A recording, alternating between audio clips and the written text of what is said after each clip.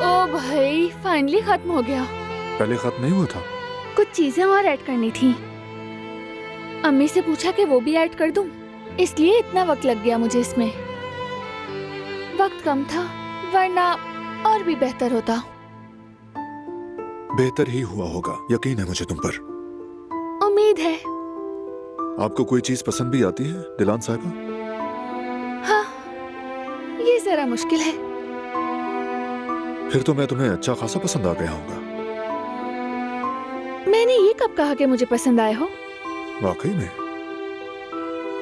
यानी कोई खास नहीं, शक्ल सूरत पर भी नंबर नहीं दिए? हो सकता है 3-4 नंबर दे दिए हूँ। 3-4? क्या करूँ, नंबर्स कम देती हूँ।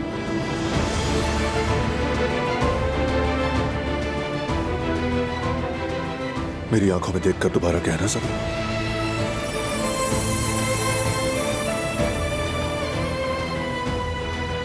इनमें देखकर मैं ये कैसे कह दूं कि 3-4 नंबर दिए हैं। नहीं नहीं, अब नंबर बताओ, कोई जबरदस्ती नहीं तुम पर।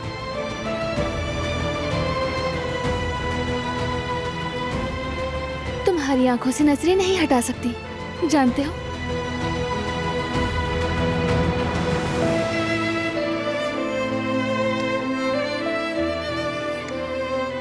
और मैं तुम्हें चूमते चूमते नहीं थकता।